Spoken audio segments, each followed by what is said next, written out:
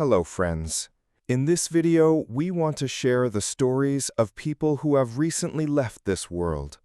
Their lives and legacies deserve to be remembered, and we hope you will discover something meaningful about them today. Before we begin, please subscribe to our channel and give this video a like. Now, let's get started. Died on September 11, 2025. Ted Goveia was a Canadian football executive whose life was defined by dedication, vision, and a deep love for the sport. Over several decades, he climbed from university coaching and scouting to lead roles in the CFL. He is best known for helping build championship teams in 2012, 2019, and 2021, and in December 2024, he achieved a personal milestone when he was appointed general manager of the Hamilton Tiger Cats, a position he often described as his dream. Born June 5, 1970 in Burlington, Ontario, Ted grew up in a tight-knit family enriched by immigrant heritage. Football found him early. His years playing for the Mount Allison Mounties, 1991 to 1993, grounded his understanding of what teamwork, toughness, and commitment meant. After finishing school, he turned to coaching in the Canadian university system, assistant and coordinator roles, gaining experience not only in strategy, but in mentorship, leadership, and helping young athletes grow. He then moved into the professional ranks, working first in scouting and player personnel roles in the CFL. His reputation for knowing how to spot talent, build balanced rosters, and foster winning cultures grew steadily. The Grey Cup wins in 2012, 2019, and 2021 were not just trophies, but validation, confirmation that his approach, hard work, attention to detail, and investing in people could transform teams. His final chapter as GM of the Tiger Cats was short but deeply meaningful. He embraced the job with energy, passion, and a determination to leave things better than he found them. His leadership style was defined less by flash and more by integrity, humility, and commitment to the players and staff under his care. Ted Goveia will be remembered not just for the championships, but for the work ethic, the integrity, and the humanity he brought to every role. His passing leaves a void in Canadian football, yet his legacy lives on in the teams he built, the athletes he mentored, and in the passion he inspired in the sport he loved. Died on September 12, 2025. Archbishop Eusebius Joseph Beltron left this world as a man whose life was marked by quiet strength, humility, and a deep love for the people he served. For decades, he guided the Catholic Church in Oklahoma, first as Bishop of Tulsa and then as Archbishop of Oklahoma City. Remembered above all for his compassion toward the poor, the sick, and the forgotten, and for leading not with power, but with the heart of a pastor. He was born on August 31, 1934, in Ashley, Pennsylvania, the fifth of 9 children in a family shaped by both immigrant roots and faith. His father, a Spanish coal miner, and his mother, of Polish heritage, instilled in him resilience and devotion. When illness forced his father from the mines, the family moved south, and Eusebius grew up learning the value of endurance and the importance of trust in God. Drawn to the priesthood from a young age, he studied at St. Charles Seminary in Philadelphia and was ordained, with a desire to serve as a missionary. As a priest, he became known for his tireless outreach. He opened doors for unwed mothers, cared for the homeless, and, at a time of fear and stigma, personally ministered to those suffering from AIDS. His vision of priesthood was always rooted in presence, to stand beside those who had no one else. In 1978, he was appointed Bishop of Tulsa, bringing youthful energy and approachability to his new role. 14 years later, in 1993, he became Archbishop of Oklahoma City, where he guided a growing and diverse community. He supported Catholic schools, encouraged vocations, and worked to ensure that Hispanic Catholics and newcomers felt welcomed in the church. One of his lasting contributions was advancing the canonization cause of Father Stanley Rother, the Oklahoma priest martyred in Guatemala, a mission Archbishop Beltron pursued with devotion, seeing in Rother's life a model of holiness for his people.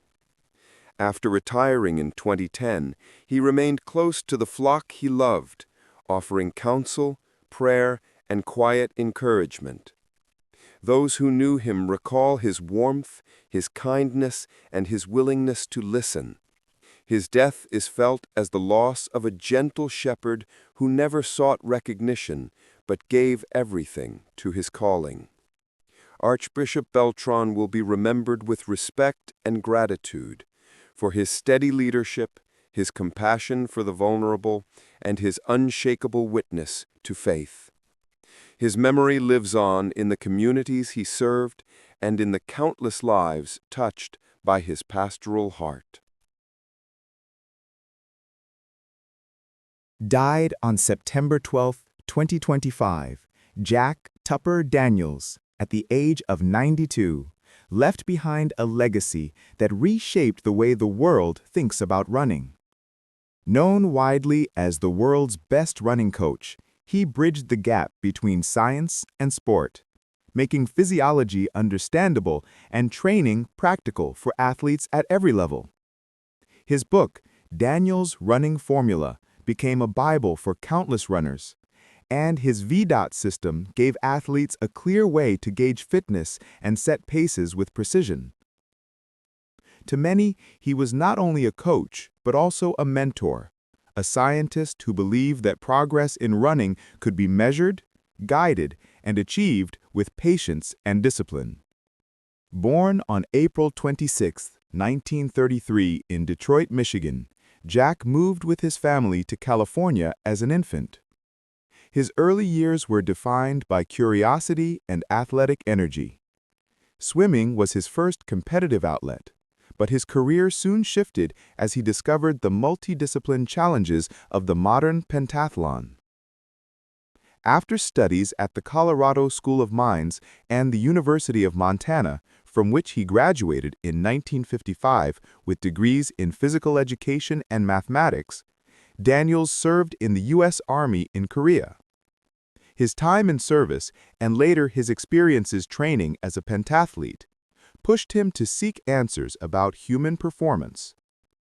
Representing the United States, he earned a silver medal in the team pentathlon at the 1956 Melbourne Olympics and a bronze at the 1960 Rome Olympics, proof of his determination and versatility. It was through running, one element of the pentathlon, that Daniels found his true passion.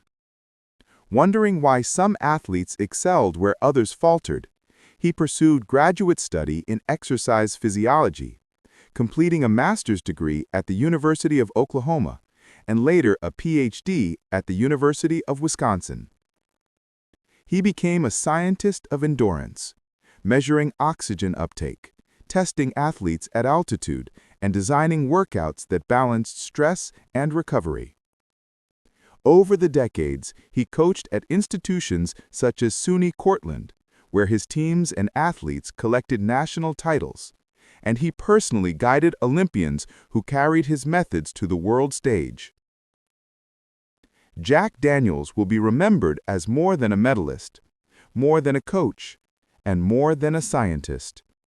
He was a teacher whose insights helped generations of runners understand not just how to train, but why training worked. He made the complex clear.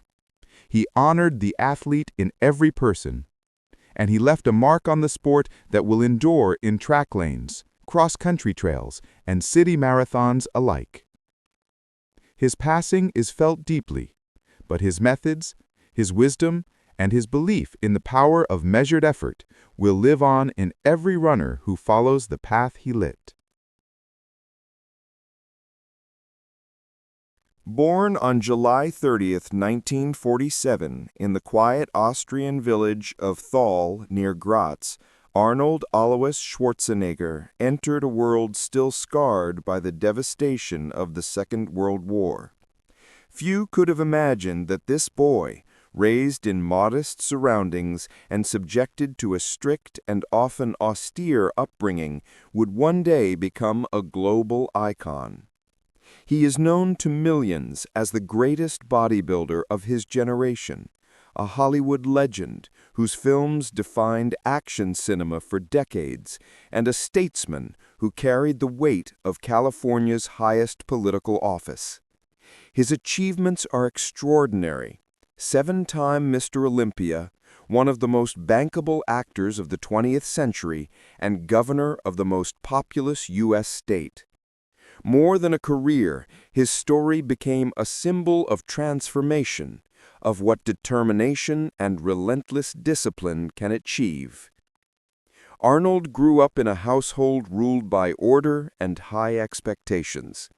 His father, Gustav Schwarzenegger, served as the local police chief, a man of rigid authority and discipline. His mother, Aurelia, provided warmth and care, but even she could not soften the demands of a life where work and obedience were central virtues. As the younger of 2 sons, Arnold often felt the weight of comparison to his older brother, Meinhard. The environment was not always easy. Resources were scarce, punishment strict, and the future uncertain in a nation still rebuilding from war. Yet, within these conditions, Arnold's character was forged: resilience, ambition, and an unwillingness to accept limitations. As a child, Arnold first gravitated toward sports, particularly soccer, which gave him an outlet for his energy and a sense of teamwork. But around the age of 13, he stepped into a small local gym, and that moment would change the course of his life. The weights, the discipline of training, the transformation of body and mind, all of it struck him like a revelation. He began to train with an intensity that surprised everyone around him. By 14, he was already setting his sights beyond Austria, inspired by images of American bodybuilders like Reg Park, whose photographs he found in magazines. To Arnold, these figures represented not only strength, but escape, a path to a life far beyond the narrow streets of Thal. School could not contain his imagination.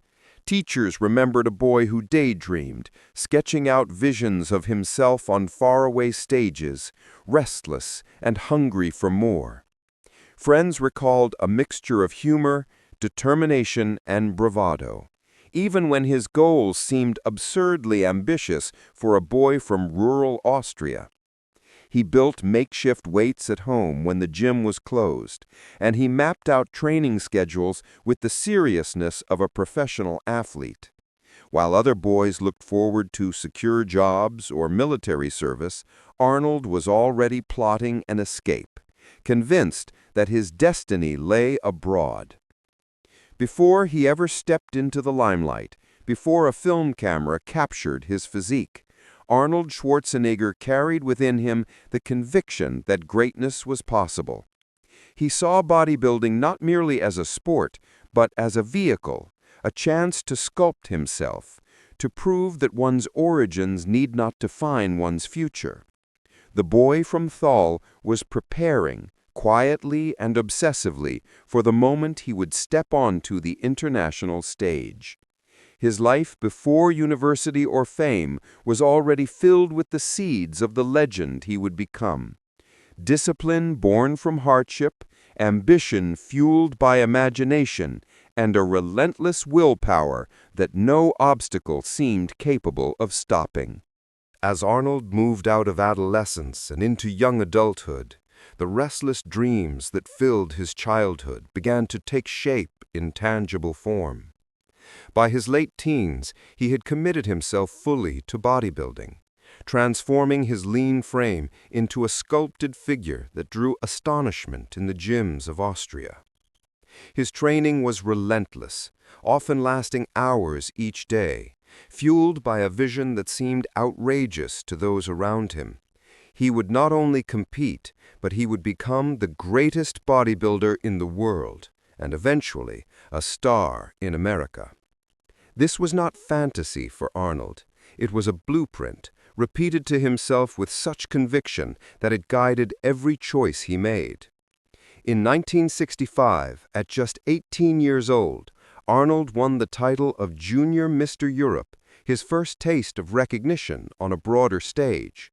The following year, he captured the title of Mr. Europe, confirming that his relentless regimen and extraordinary willpower were propelling him far beyond the local competitions.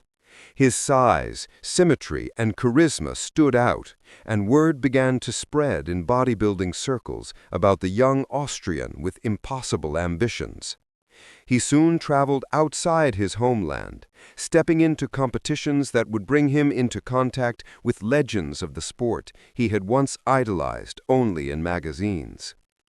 His military service briefly interrupted his training, a requirement for young Austrian men.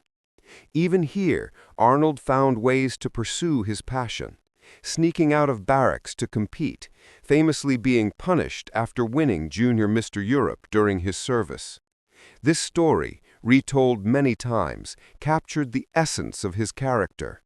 He was willing to risk reprimand, even arrest, in order to chase the dream he believed in. The army taught him discipline and resilience, but bodybuilding gave him identity, and he refused to let anything interfere with that. By 1967, Arnold had made history as the youngest ever winner of the Mr. Universe title at age 20. This achievement not only announced his arrival on the international stage, but also gave him the springboard to pursue the greater dream, America. London became his first base outside Austria, where he trained at the famous gym of Wag Bennett, honing not only his body, but also his understanding of how to present himself, how to speak, how to command presence. Every step was preparation for a leap across the ocean. In 1968, Arnold Schwarzenegger arrived in the United States with little money, limited English, and an unshakable determination. He settled in California, the global hub of bodybuilding, where Gold's Gym in Venice became his new training ground. Surrounded by icons such as Joe Weider and other champions, he quickly adapted, learning English with a heavy accent that he would one day turn into a trademark. The transition was not easy. He worked odd jobs, studied, and struggled with loneliness. But none of these obstacles deterred him. He was convinced that California was where his destiny would unfold. The years that followed cemented him as a phenomenon. By 1970, he had captured the Mr. Olympia title, a crown he would hold 7 times, dominating the sport with an unprecedented blend of size, definition, and stage presence. To audiences, he was more than a competitor. He was a performer with a magnetic confidence that electrified crowds and inspired countless young athletes. His reign in bodybuilding was not just about victories, but about changing the perception of the sport itself, transforming it from a niche pursuit into a global spectacle. This period of Arnold's life, from Europe to America, from a young immigrant with broken English to a champion standing on the Olympia stage, defined his character. It showed the world a man who could turn discipline into art, hardship into drive, and ambition into history. It was the foundation upon which he would build the next, even more improbable chapter, his rise from bodybuilding legend to Hollywood superstar. When Arnold had conquered the world of bodybuilding, holding more Olympia titles than anyone before him, He set his sights on the second, and perhaps even greater challenge of his life, Hollywood. To most, the idea seemed impossible. His heavy Austrian accent, his massive physique, and even his unpolished English were considered obstacles in an industry that valued familiarity and conventional appeal. Yet Arnold, as always, saw not barriers but opportunities. He believed that what others called flaws could become trademarks, that his accent could be iconic, that his size could redefine heroism, that his unusual presence could create a new kind of leading man. The role, physically demanding and mythic, was perfectly suited for him. Audiences were captivated by the sheer scale of his presence on screen. 2 years later, The Terminator, 1984, made him immortal. As the cybernetic assassin, Arnold delivered few words, but every line, especially "I'll be back," burned into popular culture. The film's success launched him into superstardom, and by the late 1980s and early 1990s, he was one of the most bankable actors in the world. This third chapter of his life, his reign in Hollywood, was perhaps the most visible. It transformed him from a niche champion into one of the most recognized faces in the world. He showed that ambition could leap across industries, that discipline learned in the gym could command the screen, and that even an immigrant with an accent could become a symbol of American culture. Arnold Schwarzenegger's rise in film was more than fame. It was proof of his philosophy that dreams, no matter how outrageous, could be willed into reality.